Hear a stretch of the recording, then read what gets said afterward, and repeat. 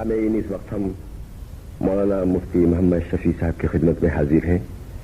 مولانا مفتی محمد شفیع صاحب دارالعلوم کے بانی ہیں اور یہ کسی تعارف کے محتاج نہیں ہیں، بہت بزرگ شخصیت ہیں، عالم دین ہیں، دارالعلوم دیوبند کے فارغ التحصیل ہیں۔ وہیں آپ پیدا ہوئے۔ شیخ الہند مولانا محمد الحسن صاحب، علامہ انور شاہ صاحب کشمیری، پاکستان کے مشہور عالم علامہ شبیر احمد عثمانی صاحب مرحوم، ان کے آپ شاگرد ہیں۔ دارالعلوم دیوبند میں فارغ التحصیل ہونے کے بعد وہیں استاد کی حیثیت سے بھی کام کر چکے ہیں۔ آپ تحریک پاکستان میں پیش رہے ہیں۔ آج ہم مفتی صاحب کی خدمت میں حاضر ہیں تاکہ ان کی ملی، قومی اور دینی خدمات کے بارے میں ہم کچھ معلومات حاصل کر سکیں۔ تو مفتی محمد شفیع صاحب، اگر آپ اجازت دیں تو ہم آپ سے کچھ سوالات کریں۔ بہتر ہے، جو سوال آپ کرنے والے ہیں کر لیں، لیکن میں اپنی شخصیت اور اپنے حالات کو جتنا جانتا ہوں اس کے پیش نظر تو میرا جواب وہ ہے جو میں نے ایک شعر میں بہت عرصہ پہلے کہا ہے، وہ یہ ہے: بگذر زمن کہ حالت زارم ندیدہ بے، بگزار حال من کہ ہمیں نہ شنیدہ بے۔ مفتی صاحب، یہ شعر تو واقعی مخوب ہے، لیکن میں آپ سے یہ جسارت کروں گا کہ آپ مجھے کچھ اپنی شروع کی جو تعلیم ہے، ابتدائی تعلیم، اس پر کچھ آپ روشنی ڈالیں۔ کب سے آپ نے تعلیم شروع کی اور کہاں کہاں اور کن کن اداروں میں آپ نے اپنی تعلیم حاصل کی؟ حکم کی تعمیل کرتا ہوں۔ صورتحال یہ ہے کہ میں ایک ناکارہ انسان ہوں، کسی قسم کا کوئی کمال نہیں رکھتا، مگر اللہ جل شانہ کی نعمتیں مجھ پر بے شمار ہوئی۔ ان نعمتوں میں سے سب سے بڑی نعمت یہ ہے کہ اس نے ایک مسلمان دیندار علمی گھرانے میں مجھے پیدا فرمایا، اور میں نے آنکھ ایسی جگہ کھولی کہ جہاں اول سے آخر تک دین کا چرچا تھا، دین کے کلمات کان میں پڑھتے تھے، بچپن میں بزرگوں کے قصے سنا کرتا تھا۔ میں نے اپنے بچپن کا کھیل بھی دارالعلوم دیوبند کے احاطے میں کھیلا ہے کہ جہاں ہر طرف آتے جاتے اللہ کے اولیاء پر نظریں پڑتی تھی۔ یہ میرا بچپن تھا، اور چونکہ میرے والد ماجد دارالعلوم کے مدرس تھے تو انہی کی خدمت میں بیٹھا کرتا تھا بچپن کا وقت گزارنے کے لیے۔ اس کے بعد دارالعلوم دیوبند ہی میں حافظ عبدالعظیم صاحب ایک بزرگ حافظ تھے، حفظ قرآن کے استاد تھے، ان سے میں نے تعلیم حاصل کرنی شروع کی۔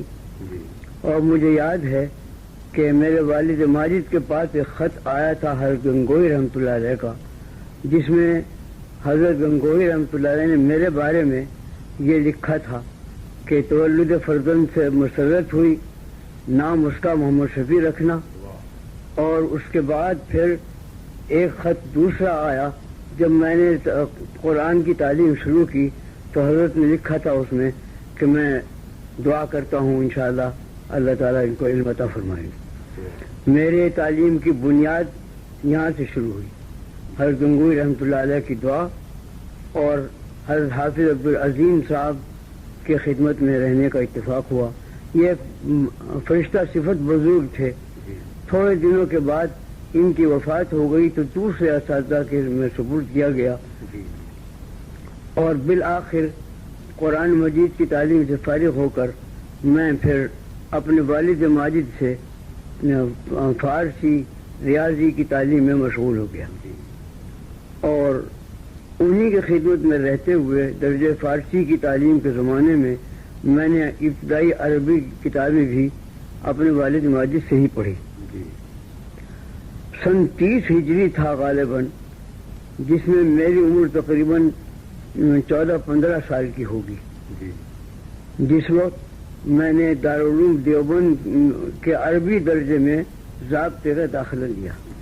تو یہ زمانہ وہ تھا کہ جس وقت حضرت شیخ الہند مولانا محمد حسن صاحب قدس اللہ سرہ دارالعلوم میں درس بخاری دیا کرتے تھے۔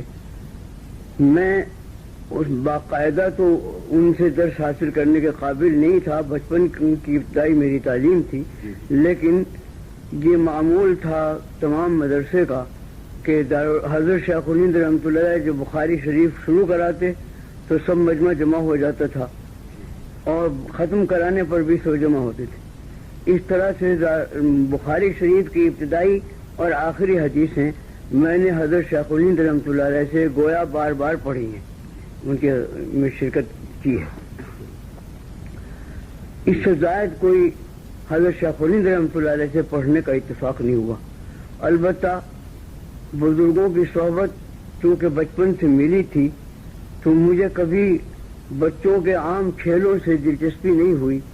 جب مجھے کوئی وقت ملتا میں حضرت شیخ الہند رحمۃ اللہ علیہ کی خدمت میں حاضر ہوا کرتا تھا۔ میرا بچپن کا فارغ وقت اسی میں گزرتا تھا۔ حضرت شیخ الہند رحمۃ اللہ علیہ بھی مجھ پر خاص عنایت فرمایا کرتے تھے۔ یہ وہ زمانہ تھا کہ جب خلافت عثمانی کے سقوط کا زمانہ گویا قریب تھا اور دول یورپ نے متفقہ حملہ اسلامی خلافت پر کیا تھا۔ اس زمانے میں میں نے یہ محسوس کیا کہ حضرت شیخ الہند رحمۃ اللہ علیہ بہت بے چین رہتے تھے اور اپنے علمی اور درس تدریس کے شغل میں بھی کچھ کمی آئی، بیشتر اخبارات پڑھتے رہتے تھے اور اسی طرح کی گفتگو ہوتی تھی۔ میرا بچپن تھا، میں زیادہ واقف نہیں تھا، لیکن میں یہ دیکھا کرتا تھا کہ حضرت شیخ الہند رحمۃ اللہ علیہ کسی خاص مہم میں لگے ہوئے ہیں اور اس سے زائد کے سمجھنے کی صلاحیت بھی نہیں تھی۔ لیکن حضرت شیخ الہند رحمۃ اللہ علیہ کچھ عرصے کے بعد پھر انہوں نے یہاں ہم سب سے یہ کہہ کر عزم سفر کیا تھا کہ میں حج کے لیے جا رہا ہوں۔ عام اعلان یہی تھا۔ ہم اس وقت رو رہے تھے کہ ہمارے حضرت اب حج کے لیے جا رہے ہیں، ضعیفی کا وقت ہے، معلوم نہیں آگے کیا صورت ہونے والی ہے۔ اس سے زائد ہمیں کوئی خبر نہیں تھی۔ اس کے بعد ہم نے سنا کہ وہ مکہ معظمہ میں انگریزوں نے ان کو گرفتار کیا، وہ گرفتار کر کے مالٹا جیل میں بھیجا۔ 4 سال حضرت رحمۃ اللہ علیہ نے مالٹا جیل میں گزارے۔ اللہ کا ہزار شکر احسان ہے کہ جب حضرت مالٹا سے واپس آئے اس وقت میں تقریباً اپنے درسی علوم سے فارغ ہو چکا تھا اور حضرت کی خدمت میں حاضری پرلطف انداز میں ہوتی رہی، مگر وہ بہت تھوڑا زمانہ تھا۔ واپسی کے بعد بیماریوں میں زیادہ وقت بیماریوں میں گزرا، کچھ سفروں میں گزرا، لیکن بیماریوں کے ساتھ ہی ضعف اور کمزوری انتہا کی تھی۔ تھوڑا عرصہ اللہ نے یہ موقع عطا فرمایا کہ حضرت شیخ الہند رحمۃ اللہ کی خدمت میں حاضری ہوتی رہی۔ باقاعدہ میری تعلیم دیوبند کے دوسرے اساتذہ سے ہوئی، جن میں سب سے بڑے صدر مدرس اس زمانے میں حضرت مولانا علامہ انور شاہ کشمیری رحمۃ اللہ علیہ، مولانا سید اصغر حسین صاحب رحمۃ اللہ علیہ، مولانا مفتی عزیز الرحمان صاحب رحمۃ اللہ علیہ، مولانا اعزاز علی صاحب، مولانا محمد ابراہیم صاحب، مولانا رسول خان صاحب، یہ میرے استاد ہیں کہ جن سے میری مسلسل تعلیم ہوئی۔ ہاں، حضرت مولانا سید اصغر حسین صاحب رحمۃ اللہ علیہ جو گویا ایک مادرزاد ولی مشہور تھے، ان کو مجھ پر خاص عنایت تھی، ان سے بہت سے اسباق پڑھنے کا اتفاق ہوا۔ شیخ الاسلام حضرت مولانا شبیر احمد عثمانی رحمۃ اللہ علیہ میرے پھوپھیزاد بھائی بھی تھے اور میرے استاد بھی۔ ان سے بہت سی کتابیں پڑھنے کا اتفاق بھی ہوا اور پھر جب تحریک پاکستان میں انہوں نے حصہ لیا تو ان کی شرکت میں بہت سے سفر کرنے کا بھی اتفاق ہوا اور کام کرنے کا بھی۔ اللہ تعالیٰ نے ان بزرگوں کی عنایت کے ساتھ میری تعلیم پوری فرمائی اور سن 1336 ہجری میں میں نے تمام اپنے علوم و فنون سے فراغت حاصل کر کے خود دارالعلوم ہی میں مجھے کچھ ابتدائی اسباق پڑھانے کے لیے دے دیے گئے۔ سن 1336 ہجری سے مسلسل میں تعلیم کا کام دارالعلوم دیوبند میں کرتا گیا. اپنے اساتذہ کی آغوش میں رہ کر ہی درس تدریس کا کام انجام دیا. اسی عرصے میں حضرت استاد مولانا مفتی عزیز الرحمان صاحب رحمۃ اللہ علیہ کا انتقال ہوا تو دارالعلوم کا دارالفتہ مسند افتاء سے خالی ہوا. اس کے لیے ابتدا میں کچھ دوسرے حضرات کا انتخاب عمل میں آیا، مگر ایک یا دو سال کے بعد پھر بزرگان دیوبند نے، جن میں اس وقت سب سے بڑے کام کرنے والے مولانا حسین احمد صاحب مدنی رحمۃ اللہ علیہ تھے، وہی اس وقت زمانے میں صدر مدرس تھے، ان سب حضرات نے مجھے دارالفتہ پر میں صدر مفتی کی حیثیت سے مقرر فرمایا. سن 1349 سے خدمت افتاء میں مشغول ہوا اور اس کے ساتھ ہی ساتھ حدیث کی کتاب ابو داؤد میرے سپرد تھی، وہ میں پڑھاتا رہا. یہ زمانہ کافی گزرا جس میں زیادہ تر خدمت فتویٰ کی میرے سپرد تھی، اور تقریبی انداز سے مجھے اتنا یاد ہے کہ تقریباً 40,000 فتوے میرے قلم سے لکھے گئے جو دارالعلوم کے رجسٹروں میں محفوظ ہیں. اور سنن ابی داؤد ہر سال پڑھاتا گیا. ایک زمانہ دراز اسی انداز میں گزرا. اس کے بعد پھر تحریک پاکستان شروع ہوئی اور اتفاق سے دارالعلوم دیوبند میں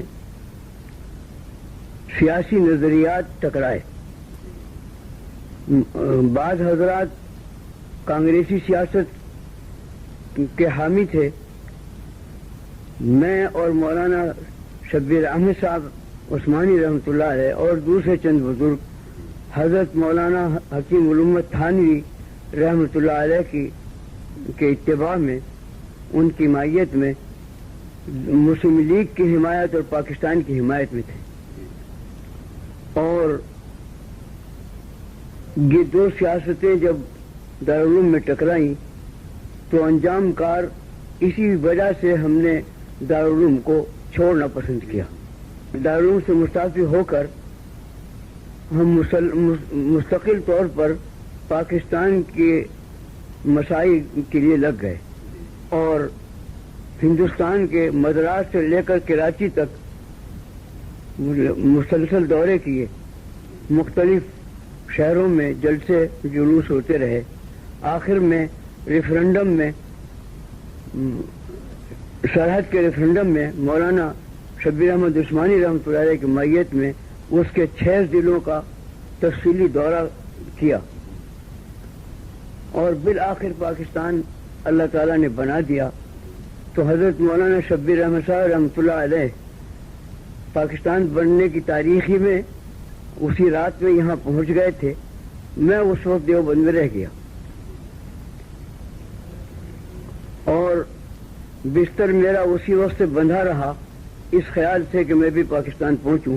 مگر پاکستان بننے کے ساتھ ساتھ ہی جو خوریزی مشرقی پنجاب میں شروع ہوئی اور راستے بند ہوئے، ان کی وجہ سے آنا جانا مشکل ہو گیا.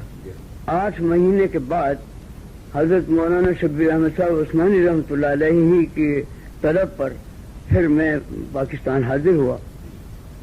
اور اس وقت پیش نظر یہ تھا کہ اسلامی دستور کا ایک خاکہ ہم مرتب کریں جس کے لیے ہندوستان سے مجھے اور مولانا سید سلیمان صاحب ندوی رحمۃ اللہ علیہ کو اور ڈاکٹر حمید اللہ صاحب حیدرآبادی کو، مولانا مناظر احسن گیلانی کو بلایا گیا تھا. ان میں مولانا مناظر احسن گیلانی رحمۃ اللہ علیہ، ڈاکٹر حمید اللہ رحمۃ اللہ مزلہ اور احقر پہنچ گئے. سید سلیمان صاحب رحمۃ اللہ علیہ کچھ بعد میں پہنچے اور بہرحال ہم نے مل کر ایک خاکہ مرتب کیا تھا دستور کا، جس کو ضابطے میں پیش کرنے کا موقع نہیں آیا، یہاں تک کہ غالباً اگست 1949 میں یہاں دستور ساز اسمبلی قائم ہوئی اور اس کے ساتھ اس میں ایک تعلیمات اسلام بورڈ کے نام سے ایک بورڈ قائم ہوا. اس کے لیے حضرت مولانا عثمانی رحمۃ اللہ علیہ کو رجال کار کے انتخاب کا اختیار دیا گیا. انہوں نے میرا نام بھی تجویز فرمایا اور بھی انہی حضرات کا جو جن کا پہلے ابھی ذکر کیا ہے نام تجویز کیا، اور ان میں سے اکثر حضرات تشریف لیا ہے. انہوں نے 4 سال کی مسلسل کوشش میں ایک دستوری خاکہ مرتب کیا جو اسمبلی کے ارکان کو دے دیا گیا. اس دستوری خاکے کا ابتدائی حصہ جو قرارداد مقاصد کے نام اور عنوان سے مشہور ہے، اس کو شیخ الاسلام مولانا شبیر احمد صاحب عثمانی رحمۃ اللہ علیہ نے خود پیش فرمایا تھا. وہ حصہ ہی بنیاد دستور کی تھی. اس کو تو وہ اتفاق اسمبلی نے منظور کر لیا اور آج تک ہر دستور میں وہ شامل رہا. لیکن باقی رپورٹ ہماری وہ کچھ لیاقت علی صاحب مرحوم کی وفات کے بعد وہ کچھ ایسے سیاسی اس میں چکر میں پڑ گئی کہ انجام اس کا یہ کہ پھر ہمیں معلوم نہیں ہوا، نہ اس کی کہیں اشاعت ہوئی، نہ اس پر کتنا کچھ عمل کا انداز معلوم ہوا. بہرحال اس کے متعلق ہمیں کچھ زیادہ معلومات نہیں کیا کہاں گئی، کیا صورت ہوئی. بہرحال ہم نے ابتدا میں پاکستان آ کر ایک مقصد تو یہ بنایا تھا کہ یہاں اسلامی دستور اسلامی قانون رائج ہو. اس کے لیے کوشش جاری رہی اور اپنی مقدور بھر کوشش کرتے رہے. دوسرا کام پیش نظر یہ تھا کہ یہاں سیاسی اعتبار سے جو جماعتیں کام کر رہی ہیں، جمعیت علماء اسلام کے نام سے ایک جمعیت پاکستان بننے سے پہلے بنائی گئی تھی ہندوستان میں، جس کے صدر مولانا شبیر احمد عثمانی رحمۃ اللہ علیہ تھے، اور وہ پاکستان بنانے میں بہت پیش رہی اور بحمداللہ اس کے مساعی کامیاب ہوئی. ایک مقصد یہ بھی تھا کہ یہ جماعت کسی طرح قائم رہے اور آئندہ پاکستان کے بنانے میں اور پاکستان کی تعمیر میں وہ کام کرے. اس کے لیے بھی ایک زمانہ تک کچھ محنتیں اٹھائی گئی، لیکن حقیقت یہ ہے کہ وہ کامیاب نہ ہوئی. تیسرا ایک مقصد یہ تھا کہ جس وقت ہم نے دارالعلوم دیوبند چھوڑا تو ہمیں سب سے بڑا افسوس اس کا تھا کہ ایک ایسے مرکز علوم کو ہم چھوڑ کر جا رہے ہیں کہ جس کی نظیر ہندوستان میں کیا بیرون ہند بھی بہت کم کہیں پائی جاتی تھی، اور اس کے مصر یا اس کے قریب کوئی اور دوسری درسگاہ نہیں تھی. خصوصاً جس خطے میں ہم منتقل ہوئے کراچی، اس میں ایک چھوٹے سے مدرسے کے علاوہ کوئی مدرسہ نہیں تھا. اس وقت اپنے مقاصد میں سے یہ بھی تھا کہ یہاں کوئی پاکستان کے مناسب حال اور کراچی جیسی مرکزی جگہ کے مناسب حال کوئی اچھا مرکزی دارالعلوم قائم کیا جائے. یہ کوشش حضرت مولانا شبیر احمد عثمانی رحمۃ اللہ علیہ نے اپنی زندگی میں شروع فرمائی تھی. میں بھی اس میں حاضر رہتا تھا، لیکن اتفاق وقت یہ ہے کہ مولانا شبیر احمد عثمانی رحمۃ اللہ علیہ کی وفات بہت جلد ہو گئی. کچھ عرصے کے بعد ہی ہم گویا کہ یتیم کی حیثیت سے پاکستان میں رہ گئے. مگر مولانا کی وفات کے بعد یہ خیال اور زیادہ قوی ہوتا گیا کہ ہمیں کوئی مرکزی دارالعلوم یہاں ضرور قائم کر لینا چاہیے. اس سلسلے میں کچھ کوششیں کی گئی اور الحمدللہ وہ کامیاب ہوئی. اللہ کا شکر ہے کہ آج 22 سال ہو چکے ہیں اس دارالعلوم کے قیام کو، اور روز بروز ترقی کر رہا ہے. مفتی صاحب، اس وقت بھی تو آپ اس دارالعلوم کے غالباً صدر ہیں.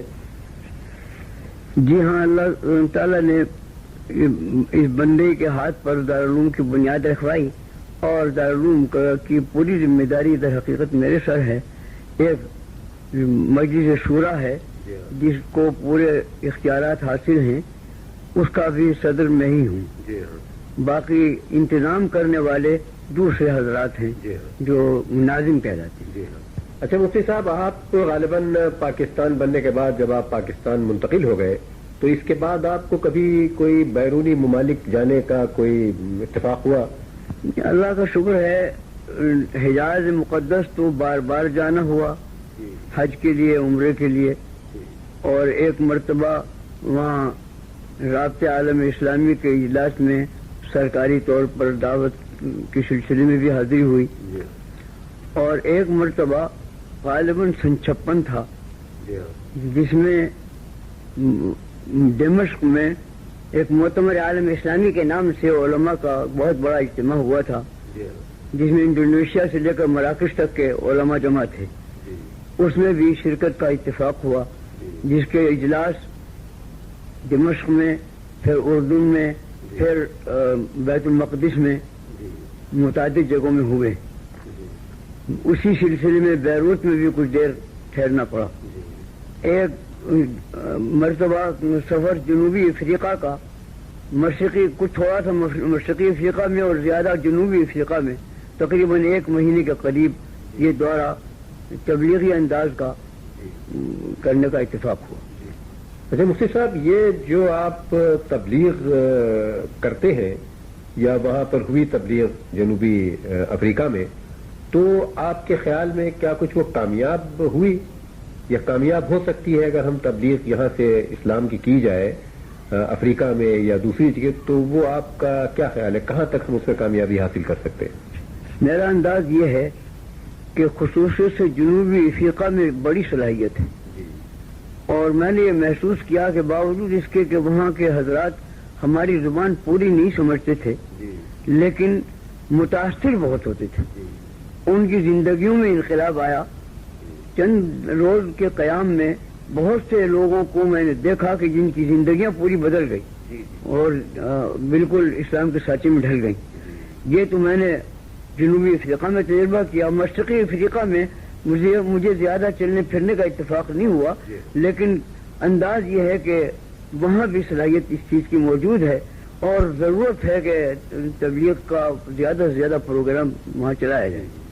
ایک سوال میں صاحب آپ سے اور کروں گا، وہ یہ ہے کہ آپ دمشق لے گئے تشریف، حجاز گئے اور بیروت گئے اور وہاں کے بڑے بڑے علماء سے ملاقات کی آپ نے، تو آپ کا کیا خیال ہے وہاں کے علماء پاکستان کے متعلق، ان کا کیا خیال ہے، کیا وہ سوچتے ہیں پاکستان کے متعلق؟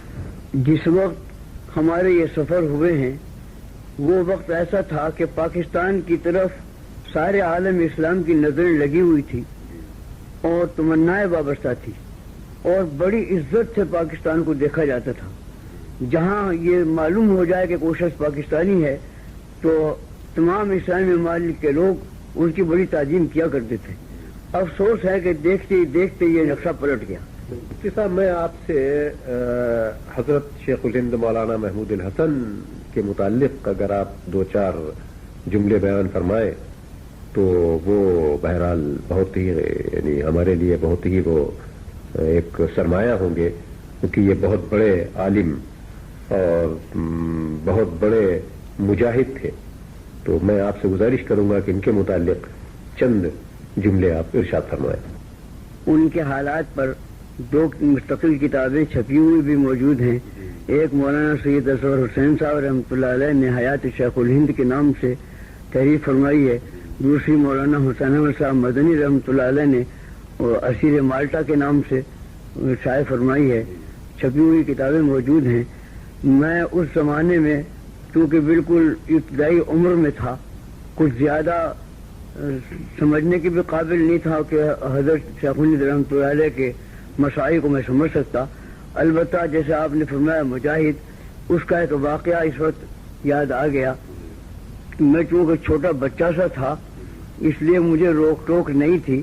میں ایک روز دوپہر میں اچانک حضرت رحمۃ اللہ علیہ کے کمرے میں داخل ہو گیا تو میں نے ایک عجیب رنگ دیکھا کہ شیخ الہند رحمۃ اللہ علیہ تنہا اب چارپائی پر بیٹھے ہوئے ہیں اور تلوار ہاتھ میں ہے اور اس کو گھما رہے ہیں۔ مجھے دیکھ کر حضرت کو ہنسی آئی اور میں نے عرض کیا کہ حضرت یہ کیا ہو رہا ہے؟ فرمایا کہ بھائی آج یہ تلوار پرانی رکھی ہوئی تھی، اس کو مانج کر لائے تھے صاف کر کے لائے تھے تو میں نے دیکھا ذرا چلا کر تو دیکھوں، اور اس میں تو بڑی شوقت معلوم ہوتی ہے. جب اس کو ہاتھ میں لیتا ہوں تو ایک خاص جذبہ پیدا ہوتا ہے. یہ میں نے عالم دیکھا تنہائی میں بیٹھے ہوئے تلوار ہلا رہے ہیں. یہ سب وہ زمانہ تھا کہ جب شیخ الہند رحمۃ اللہ علیہ پر جذبہ جہاد کا غالب ہو چکا تھا، اور وہ یہ چاہتے تھے کہ انگریزی اقتدار کو مٹا کر یہاں اسلامی مملکت قائم کی جائے. اس سلسلے میں انہوں نے کابل سے لے کر ترکی تک سطح ہموار کر لی تھی. خفیہ ان کے آدمی نمائندے کام کرنے والے ترکی میں بھی پہنچے ہوئے تھے، کابل میں بھی پہنچے ہوئے تھے، اور سطح پوری ہموار کر لی تھی. اس کی تفصیل میں جانے کا تو وقت نہیں، لیکن اتنی بات خود انگریزوں کے اقرار سے جتنی شائع شدہ کتابوں میں موجود ہے وہ یہ کہ برن انگریز جب ان کی رپورٹ لینے کے لیے مالٹا جیل میں ملا ہے ان سے، اس کے بعد رپورٹ اس نے دی ہے. اس رپورٹ میں یہ کہا ہے کہ مجھے حیرت ہے کہ یہ مستخان انسان جس نے ساری زندگی مدرسوں کے بوریوں پر گزاری ہے، اس کو یہ عالمی سیاست کا ایسا پلان کیسے ہاتھ آ گیا. اور یہ یقین ہے کہ اگر ہمیں ان کی سازش کا علم ابھی نہ ہو جاتا تو ہندوستان ہمارے ہاتھ سے نکل گیا ہوتا. یہ اس برن کا بیان ہے. اور صورتحال بھی یہی تھی کہ ترکی سے لے کر کابل کے راستے سے تمام اسلامی ممالک کو ایک لڑی میں پیرو دیا تھا حضرت شیخ الہند رحمۃ اللہ علیہ نے. اس کی اطلاع جاسوسی ہو گئی، اسی کے نتیجے میں وہ گرفتار کیے گئے اور وہ تحریک فنا ہو گئی. میں اگر یہ کہوں کہ وہ تحریک جمال الدین افغانی کی تحریک کو آگے بڑھانا تھا تو آپ کا کیا خیال ہے؟ اس میں کوئی شبہ نہیں کہ ان بزرگوں کا کیونکہ سرچشمہ سارا قرآن و سنت ہے. یہ قرآن و سنت کی تحریک ہے اصل، جس کو جمال الدین افغانی نے کبھی اٹھایا، کبھی حضرت شاہ ولی اللہ اور مولانا اسماعیل شہید نے اٹھایا، کبھی حضرت شیخ الہند رحمۃ اللہ علیہ نے اٹھایا، اور اس کے بعد آخر میں حضرت مولانا شبیر احمد عثمانی رحمۃ اللہ علیہ نے قائد اعظم کے ساتھ مل کر اٹھایا. مفتی صاحب، آخری سوال میں آپ سے کرتا ہوں، وہ آپ کی تصانیف سے متعلق ہے، تو کیا آپ ہمیں بتائیں گے، کچھ اس پر روشنی ڈالیں گے اپنی تصانیف کے متعلق؟ جی ہاں، میں شروع سے جن اساتذہ کی آغوش میں پلا ہوں ان کو میں نے دیکھا کہ وہ صرف درس تدریس ہی نہیں بلکہ کچھ تصانیف کا سلسلہ بھی رکھتے تھے. مجھے بھی کچھ اس کا ذوق پیدا ہوا اور ابتدائی درس تدریسی کے وقت سے کچھ چھوٹے چھوٹے رسالے لکھنے شروع کیے، اور پھر اس کے بعد وہ سلسلہ کافی بڑھتا گیا. اس وقت غالباً 150 سے زائد میری تصانیف ہیں، جس میں سب سے بڑی تصنیف جو ابھی تیار ہوئی ہے وہ ہے تفسیر معارف القرآن.